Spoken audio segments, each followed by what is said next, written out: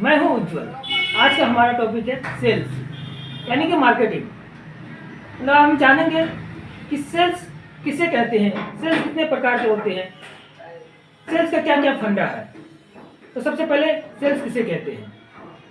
किसी भी प्रोडक्ट को कंपनी से कंज्यूमर तक पहुंचाने की प्रक्रिया को हम सेल्स कहते हैं। सेल्स को अक्सर 3 कैटेगरी में बांटा गया है। Number first primary sales, secondary sales और third tertiary sales. Primary sales, जब हम कोई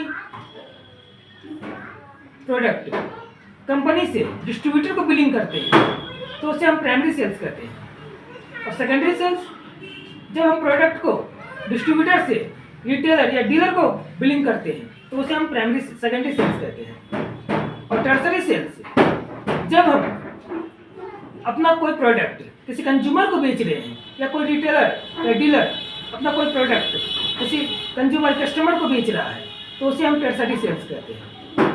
आज के डेट में अक्सर देखा जाता है कि हर कंपनी फोकस करती है प्राइमरी और सेकेंडरी पे, और सेल्स पर्सन का भी फोकस होता है प्राइमरी और सेकेंडरी पे। प्राइमरी होगा, सेकेंडरी होगा, तभी कंपनी सैलरी देगी, एक्सपेंस देगी। तो जरूरी है भैया, आपको प्राइमरी सेकेंडरी करना ही है, लेकिन उसके लिए आपको सेकेंडरी पे भी थोड़ा फोकस करना होगा। सेकेंडरी कैसे होगा, सॉरी टर्सरी कैसे होगा? टर्सरी का मतलब है कि दुकानदार का स्टॉक को हम खत्म कैसे करें। अब किसी दुकान में हम माल दे दिए अपना, अब वो खत्म ही नहीं हो रहा, माल बिक ही नहीं रहा है, तो कितने बार आप उसे माल दे सकते हैं? 1 बार, 2 बार, 3 बार, उससे ज़्यादा तो नहीं। और जब माल आपका दुकानदार नहीं लेगा तो डिस्ट्रीब्यूटर का माल खत्म नहीं होगा, डिस्ट्रीब्यूटर का माल खत्म नहीं होगा तो फिर आप कंपनी से डिस्ट्रीब्यूटर प्राइमरी नहीं करवा सकते हैं। तो इससे अब क्या होगा, आपका सेल बैठ जाएगा, आपका सेल लो हो जाएगा। आपको सेल और ग्रो करना है ना, तो आप फोकस कीजिए कि आपका टर्सरी कैसे हो। उसके लिए आप सपोज कंपनी एक स्कीम चलाती है, मानते हैं 5+1 का, 6+1 का, तो वो किसके लिए होता है? कंपनी वो किसको देती है? रिटेलर को देती है कि भैया आप 5 पीस माल लोगे तो हम 1 पीस आपको फ्री देंगे। लेकिन भैया कंपनी को थोड़ा यहाँ दिमाग लगाना होगा, कंपनी को सोचना होगा कि अगर हम 5+1 का स्कीम दे रहे हैं तो स्कीम हमारे कंज्यूमर तक पहुँचे, क्योंकि आप मार्जिन दे रहे हैं किसको? रिटेलर को, दुकानदार को। दुकानदार आपका माल तो बेच रहा है, उसे ज़्यादा प्रॉफिट हो रहा है, लेकिन क्या पता कि वो माल आपका ही बेच रहा है? कोई गारंटी है भैया कि वो आपके माल पे फोकस कर रहा है? आप क्या डेली देखने जाते हैं यहाँ वो आपके माल पे फोकस कर रहा है या नहीं? अब उसे तो स्कीम दे दी है 5+1 का, वो उसके पास पैसा है, वो माल ले लिया एक बार में, लेकिन आपके प्रोडक्ट को वो फोकस नहीं कर रहा है क्योंकि उसका मार्जिन बढ़ गया। रिटेलर का मार्जिन बढ़ाने से कुछ नहीं होगा भैया।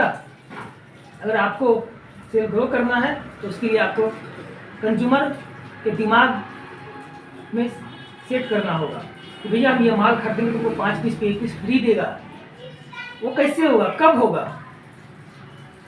आप किसी की दुकान पे जाते हैं, अगर कोई प्रोडक्ट लेके कहते हैं भैया 5+1 का स्कीम में आप माल ले लो, 5 पीस लीजिए तो 1 पीस फ्री मिलेगा।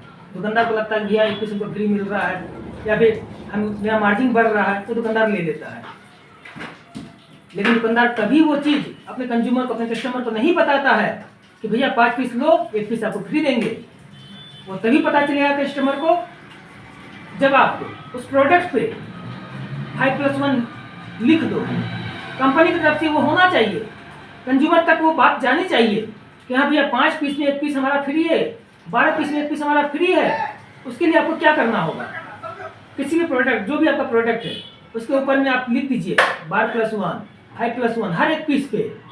जब कोई कस्टमर उस कोई दुकान में जाएगा प्रोडक्ट लेने के लिए, वो 1 पीस लेगा, भैया हमें 1 पीस निहा का तेल दे देना। सपोज दुकानदार उसे निहा का तेल दिया 1 पीस, अब उसका नज़र पड़ गया, अरे भैया ये क्या लिखा है 5+1, तो दुकानदार उसे बताएगा भैया 5 पीस पे 1 पीस फ्री है। कस्टमर सोचेगा भैया 5 पीस पे 1 पीस फ्री मिल रहा, चलो भाई ले ही लेते, अरे फिर तो अगले महीना हमें लेना ही है तो ले लेते 5 पीस। यहाँ पे तब जाके आपका सेल ग्रो होगा।